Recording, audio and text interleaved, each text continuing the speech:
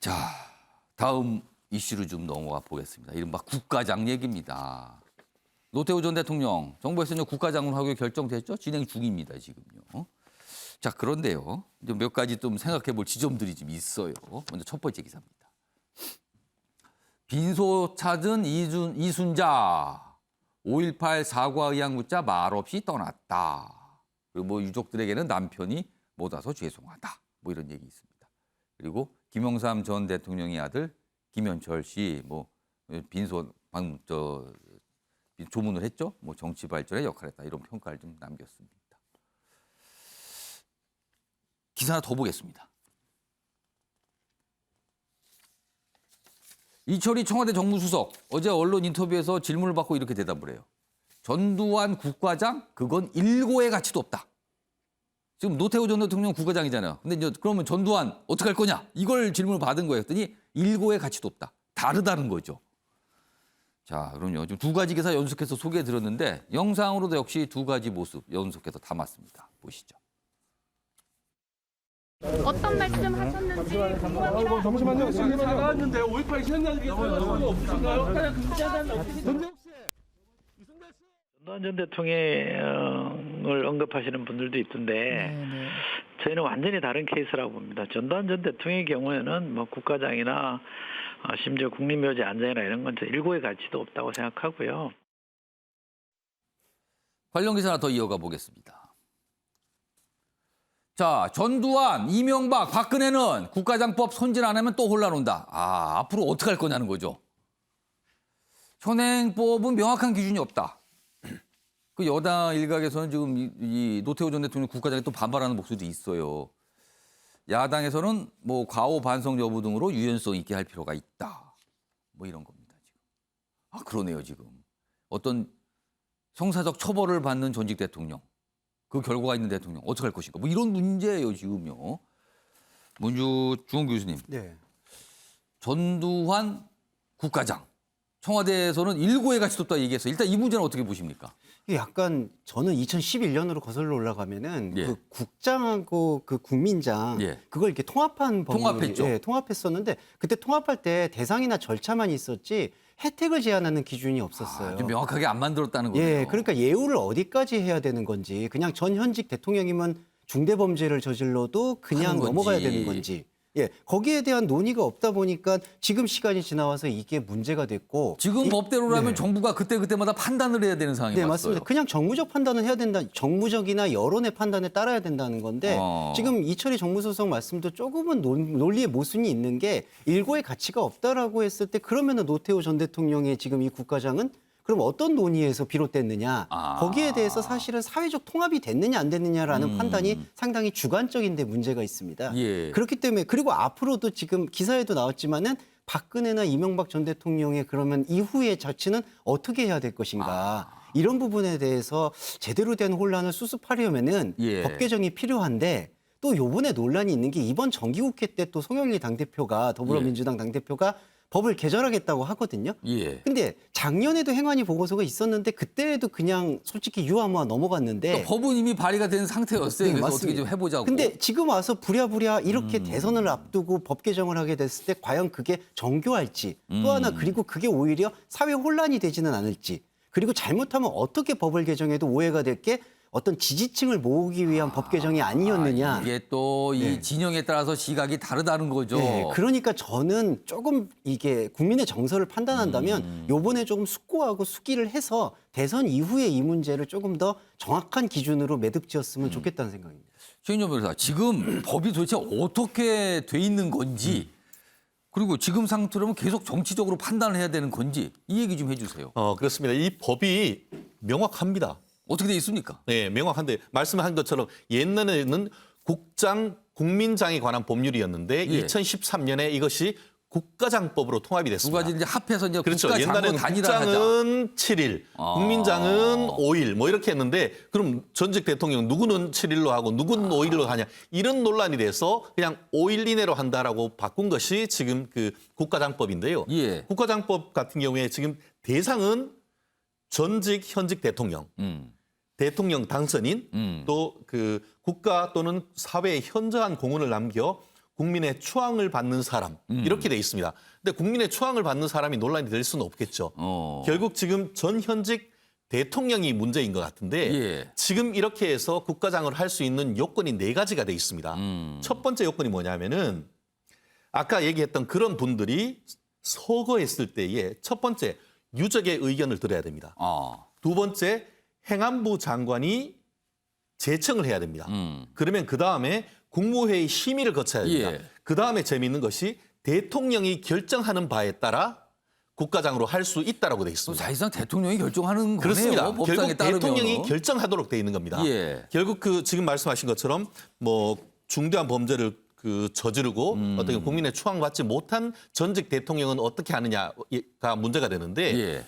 전직 대통령은 국민의 추앙받는지 여부와 상관없이 현재의 대상인 겁니다. 그런데 말씀드린 것처럼 현재로서는 그런 절차를 거쳐서 대통령이 국가장으로 결정할 수 있다라고 했기 때문에 최종 결정 사항을 대통령한테 준 겁니다. 정치적 판단 여지를 준 거네요. 그렇죠. 거기다가. 결국 전직 대통령이라 한다 하더라도 현직 대통령이 하지 않는다라고 결정하면은 현재는 대통령의 결정 사항으로 돼 있는 것이죠. 이것을 또 어떻게 결정할지 그 법을 개정할지에 대해서는 또 논란이 돼야 되는데 아마도 거기다가 이제 이럴 때는 국가장이 안 된다. 이렇게 제외 사유 뭐 이런 거를 누르는 그렇죠. 것 같아요. 결국 그 부분은 현직 대통령의 어떤 판단을 제한하는 법 개정이 될 수 있는데 그것과 관련해서도 지금 그 국회에서 전문위원 보고서를 보면은 긍정적으로 보는 견해와 부정적인 견해를 나눠서 결국 그 국회의원들이 결정하도록 지금 돼 있는데 또 논란이 계속될 수밖에 없는 이런 부분이 현대사의 안타까운 상황이 아닌가 싶은데요. 결국 헌법이 바뀌어서 대통령제가 어떻게 바뀐다고 하면은 이 부분이 해소되지만 현행 대통령제가 있는 이상은 예. 계속 이 부분이 논란될 수밖에 없는 그런 구조입니다. 그러니까 우리나라 대통령들, 전직 대통령의 어떤 비극과 관련된 거잖아요. 뭐 중대범죄로 실형 판결을 받거나 뭐 탄핵이 되거나 뭐 이런 일이 벌어졌는데 과연 이런 경우는 그 예우, 국가장을 적용할 것인가? 이걸 어떻게 할 것인가? 그리고 또 더 가면 현충원 안장 뭐 이런 것까지 가는 거예요. 지금 논란들이요. 명확한 기준이 없다. 정치적 판단을 한다. 이렇게 돼 있습니다. 숙제입니다. 숙제 이것이. 다음은요. 북한 얘기인데요. 김정은 북한 위원장 관련돼 있어요. 지금. 어제 국정원 국정감사가 있었거든요. 물론 그 자체는 비공개인데 국정감사에 참여했던 여야 의원들이 이제 끝나고 나서 이제 브리핑을 좀 언론에 하죠. 그러면서 나온 내용들입니다. 먼저 첫 번째 기사 좀 보겠습니다. 이 기사는 2가지 내용을 좀 담고 있어요. 첫 번째는 북한 김정은주의 독자적 사상체계 정립에 나섰다. 김정은주의라는 게 북한에 등장을 했답니다. 그렇다면 이게 윗대인 아버지, 할아버지 때하고는 뭔가 이제 다르게 간다 뭐 이런 뜻도 있는 건가요? 집권 10년, 올해 당회의 최다 주재했다. 그리고 회의장에는 김일성, 김정은 사진 없앴다. 그리고요, 또 한 가지는 최근에 무슨 대역설 이런 게 참 많이 나왔잖아요. 체중 20kg 감량했답니다. 국정원이 파악한 거래요. 20kg 살을 뺐답니다. 그래서 여러 가지 대역설 얘기 나오는데 그거 사실 아니다. 뭐 AI 이런 거 등등 뭐 다 해서 정교하게 분석해 보니까 같은 사람이다. 국정원은 이렇게 판단을 했답니다. 살 좀 많이 빼서 그러네요. 이런 얘기까지 있었습니다. 그럼요. 이 체중 감량 대역설 관련해서 어제 여야 의원들이 뭐 좀 브리핑을 했어요. 그 내용부터 영상으로 확인해 보겠습니다. 국정원은 AI 등 다양한 과학적 기법을 통해서 분석한 결과 김정은의 체중이 2019년 약 140kg에서 현재 약 20kg가량 감량된 것으로 보이며 건강에는 별다른 문제가 없다고 보고했습니다. 일부에서 제기된 김정은 대역설은 근거가 없고 사실이 아니라고 단정적으로 보고했습니다. 일단 뭐 대역설과 관련된 게 이제 체중 감량이잖아요. 사진 좀 보겠습니다. 지난 3월 사진이죠? 그 옆에는 최근 사진이에요. 아, 얼굴 보니까 확실히 홀쭉해졌네요. 그래서 지금 국정원 한 20kg 정도 살이 빠졌다. 대역 아니다. 이렇게. 그리고 건강에는 문제 없는 걸로 파악한다. 그러니까 국정원 정보를 통해서 이제 이 정보망을 통해서 파악한 내용이 어제 공개가 살짝 됐어요. 확실히 달라진 모습이긴 해요. 그래도 외국 언론에서는 이런 걸 근거로 뭐가 이건 대역이다. 무슨 문제가 생긴 거다. 유고다. 뭐 이런 보도까지 있었지만 국정원에서 아니라고 이제 설명을 한 겁니다. 일단 어제 첫 번째 내용이 이렇게 좀 나왔습니다. 다음도 사진을 좀 보겠습니다. 이른바 김정은 주의와 관련된 거예요. 이 기사 보면은 당 회의장 배경에서 김일성, 김정일 사진이 없었다. 여기 보세요. 여기 사진 두 장이 위아래로 있는데 위에 있는 사진은 2016년 당대회 장의 모습이에요. 여기 보면 그때도 김정은 체제였잖아요. 사진이 딱 크게 걸려 있습니다. 이렇게 크게. 근데요. 올해 당대회는 사진이 사라졌어요. 빠진 겁니다. 그리고 다른 게 있죠. 자, 이게 무슨 의미인가? 특히 저런 사회주의, 공산주의 국가에서는 어떤 이런 사진 등 상징이 굉장히 중요하다고 평가받는데 사라진 겁니다. 좀 더 보겠습니다. 그러면서 국정원 파악하기로는 김정은주의란 용어를 쓰기 시작을 했다. 이런 내용입니다. 다음 기사 하나 더 있습니다. 자, 북한 매체에 수령이란 표현이 등장했답니다. 37살 김정은 수령에 등극했다. 스스로 김일성 반열에 오른 것인가. 김정일, 아버지는 김정일도 생전에 쓰지 못한 칭호인데 쓰고 있답니다. 이제는. 뭔가 변화가 생긴 것 같아요. 자, 그럼요. 김정은주의란 표현, 이와 관련된 어제 설명도 있었거든요. 확인해 보겠습니다.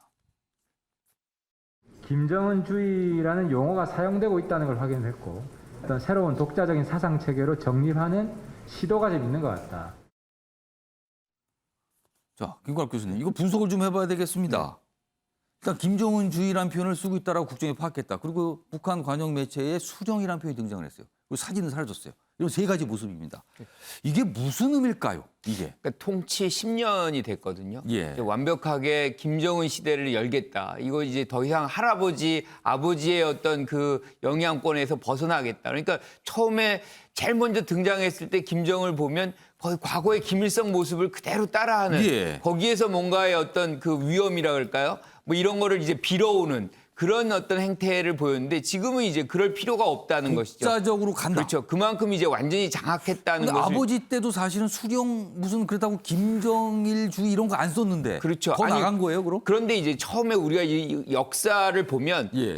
김일성은 주체 사상을 내세웁니다. 예. 김정일은 성군 사상을 내세워요. 예. 근데 지금 김정은주의라는 걸 내세워요. 예. 그러면 이 내용이 뭐냐가 사실 굉장히 중요하거든요. 그렇죠. 이름을 붙였단 근데 말이에요. 지금 내용은 지금 밝혀지지가 않고 있습니다. 여태 이제 김정은이가 내세웠던 거는 핵 경제 병진 사상이에요. 그러니까 핵과 경제를 같이 동시에 이제 발전시키는 그렇게 해서 부강한 나라를 만들겠다. 뭐 이게 이제 김정은이 내세웠던 지금까지의 내용인데 예. 그것이 김정은주의인지 아니면 김정은주의라는 것이 새로운 어떤 내용이 거기에 담겨져 있는지 내용은 아직 모르겠다는 그건 거예요. 이제 파악이 지금 안 되고 있는 거예요. 혹시 과거와 같은 약간 신격화 이런 거 아닐까요? 그러니까 신격화는 충분히 이제 수령이라는 단어로서 이제 등장을 한 겁니다. 그러니까 예. 아버지도 사실 수령이라는 거를 유은통치 때문에 못 썼는데 본인은 썼어요. 그렇죠. 본인 쓴다는 거는 이미 이제 숭앙을 시키고 많은 국민들로부터 이제 신격화하겠다는 그런 메시지는 이제 전달이 된 거죠.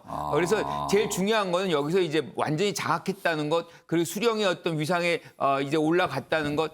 더 중요한 건 이제 김정은주의가 무엇이냐. 이것이 결국엔 남북 관계 특히나 이제 미북 관계에서 어떤 영향을 미칠 것이냐라고 본다면 저는 그렇게 나쁘지는 않다고 봐요. 그러니까 내용을 봐야 되겠지만 왜냐하면 이제 전체적으로 모든 것을 통제하고 있다는 것은 사실 김정은만 설득이 된다 그러면 문제점이 어떻게 보면 쉽게 해결될 수 있다는 것을 의미할 수 있기 때문에 톱다운이 쉽게 될 그렇죠. 수 있다. 톱다운이 가능하다는 부분이 얘기가 될 수 있기 때문에 이제 전개돼야 되는 것을 다시 봐야 되겠지만 어쨌든 일단은 기본적으로 불안정성은 굉장히 완화됐다 뭐 이렇게 봐야 되겠죠. 어제 김정은주의 내용이 뭔지 설명은 없었거든요. 국정원이 좀 파악을 해야겠는데요. 그 내용이 도대체 뭔데 주의라는 표현을 썼는가? 한번 궁금하기도 합니다, 진짜. 그게 어떤 내용일지요. 내용이 하나 더 있습니다. 어제 국정원 국정감사장에서 설명된 내용인데요. 북한이 지난 2월에서 7월에 폐연료봉 재처리 가능성이 있다. 정부위 어제 국정원 국감에서 밝힌 내용인데 그러면 이게 플루토늄을 추가 확보한 것 같다라는 분석도 나오고 있는 거예요. 뭐 이러면 또 이거 심각해지는 거 아닙니까? 이종구 평론가. 네네. 그런데 좀 들여다볼 게 있습니다. 예. 뭐냐면 영변을 폐쇄했었잖아요. 근데 영변을 폐쇄한 것을 북한에서는 예. 우리가 핵의 비핵화를 지금 상징하는 것이다 했지만 미국이 북미 협상에서 왜 안 받아들였냐면 영변 말고도 있지 않느냐. 그것을 다 공개하라는 것이고요. 예. 즉 영변 이외에도 사실은 비밀리에 이 폐열 유병 재처리를 하고 플루토늄 확보를 하고 그다음에 핵무기를 생산할 수 있습니다. 예. 그런데 왜 영변을 했을까예요. 이건 무슨 의미냐면 첫 번째는 보여주기였다. 즉 우리가 영변을 재가동한다. 지금까지는 뭐냐면 미사일 실험 계속 했지 않습니까? 예. 그러니까 뭐 극초음속 미사일 그다음에 뭐 SLBM 뭐 연달아서 지금 지대공 미사일까지 계속 최근에 미사일 실험을 했습니다. 그다음에는 핵 실험은 하지 않죠. 핵 실험은 완성했다고도 했고 또 핵 실험을 했다가는 완전히 또 이 전 세계가 이제 경악하지 않겠습니까? 예. 그러니까 레드라인은 넘지 않으면서도 우리가 핵에 대해서 무엇인가 움직임을 보이고 있다라고 이야기하려면 예. 공개 안 한 곳에서 이걸 보여주기식은 안 되죠. 그러니까 영변이라는 공개된 곳에서 일단 우리가 핵 실험을 핵에 대해서 이렇게 제처를 하고 있다라고 보여주려고 영변을 선택했을 가능성이 있고 문제는 만약에 협상을 했을 때는 예. 핵무기가 얼마큼 많으냐에 따라서 예를 들어서 50개 있는 것과 100개 있는 것과는 대가가 다르지 않습니까? 그러니까 최소한 지금 2월에서 7월 또 최근에 IAEA 사무총장에 따르면 뭐 한 최근 3년간 다시 이제 핵무기를 계속 지금 만들고 있긴 하지만 이것이 위협적인 어떤 상황이라기보단 나중에 대가를 얻기 위한 이 시위 협상 용일 카드. 가능성이 크다라는 그런 분석이 이어지고 있는 거죠. 그러니까 어제 설명이 영변 원자료 재가동을 했고 플루토늄을 추가로 확보한 걸로 분석이 된다는 거예요. 북한은 뭔가 이렇게 계획이 있는 건가요? 뭔가를 향해서 가는 이런 모습입니다, 지금.